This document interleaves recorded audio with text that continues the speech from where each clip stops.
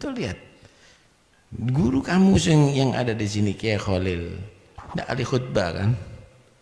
Nggak khutbah, tapi dia ngajar. Ya, hasilnya banyak, muridnya kelihatan nampak. Loh, kadang-kadang nggak ngajar.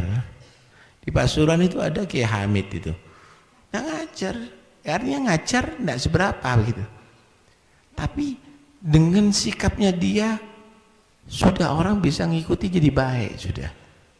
Jadi soleh dengan tawaduknya, akhlaknya, sabarnya, begitu. Tadi saya katakan, dia saatul ihtimal waluzumul hilim. Nah, saya ceritakan diri saya sama Kiai Hasani di sini. Saya masih muda itu keras itu. Saya kadang-kadang marah sama bupati gitu dulu itu.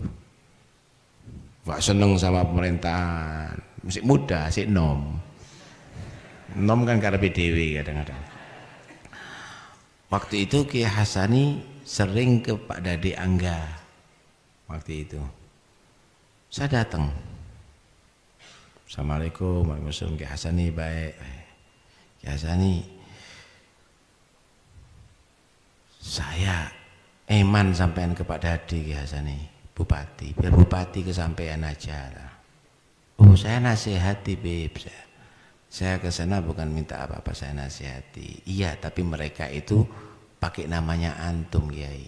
Kalau antum ada pesen ke sana, ngomong sama saya, nanti saya yang akan tegur sama dia, Bu. Dengarkan dia. Masya Allah. Terus mau pulang, sudah saya pulang Kiai. Di kantongnya semuanya kayak no kabeh duit mbak aku. Loh Kiai, saya bukan ini. Enggak, saya seneng Beb. Belum pernah ada yang ngomong gini sama saya, kata dia. Saya seneng, kata dia, saya seneng. Mudah-mudahan terus negor gini sama saya. Bukan apa. Ini gambaran, ini Kiai Hasani melihat ini anak muda. Walaupun misalnya kurang pas, tetapi dia menghargai. Ini cara penyelamatan ini. Kiai Hasani gak duwe apa-apa, sampai meninggal gak punya apa-apa kan. Mobil juga gak punya. Sepeda motor dan duwe. Ya, memang tulus. Cuma saat itu saya lagi bergelora gitu. Saya lagi bergelora. Cuma Kiai Hasani tidak marah. Ini luzumul hilim. Ini luzumul hilim. Tapi saya terinspirasi. Berarti saat itu Kiai Hasani adalah mendukung saya, cuma tidak dengan cara saya. Dia punya cara sendiri. Itu adalah penting untuk dipahami. Karena itu nggak bisa orang dengan kaku-kakuan merasa dirinya menang sendiri, merasa hebat, nggak bisa. Banyak di Indonesia syuyuh yang mereka tadi itu adalah orang yang istimewa. Cuma memang yang digandrungi kadang-kadang yang bukan istimewa. Nggak disebut, nggak diceritakan yang model-model begitu. Ya? Banyak sering saya ketemu kok. Ada juga saya sering kepada Kiai Badri, itu guru saya itu Kiai Badri itu. Sering dia tadi itu membimbing saya, tapi dia tidak mau mengajari gitu. Kenapa? Saya tidak mau mengajari habaib kata dia.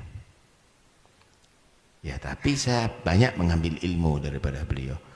Akhlak, tawadhu, tidak mau dia dikasih sarung dari pejabat nggak mau, tapi sarung dari saya dipakai masih sama Renda.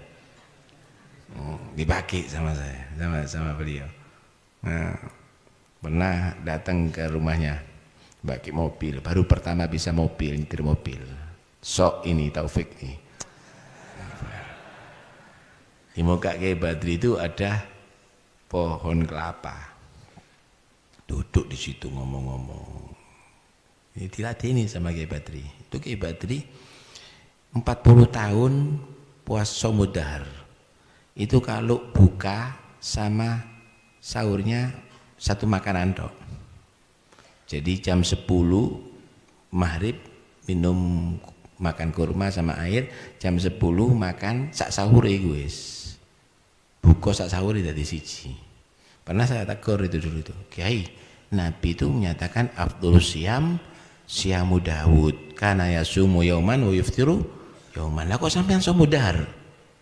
Anu Bib, saya pernah 2 hari tidak puasa, 2 minggu di rumah sakit saya. Jadi saya harus puasa Bib. Mungkin bisa wajib ini puasa bagi saya, karena kalau enggak saya sakit. Sudah 40 tahun saya, kata dia. Gulanya tinggi, makan sehari 400 gulanya. Alhasil panjang cerita, pulang sok atret seret kena pohon kelapa dowor. Paket di Badri. Tak telok peyok. Bias Kiai, rasa tahu pulang saya. Dapat berapa hari datang lagi situ. Tahu no pohon kurma, pohon apa? Pohon kelapa. Loh Kiai, mana pohonnya? Tak tegur Beb. Kenapa? Supaya enggak nabrak lagi sampai yang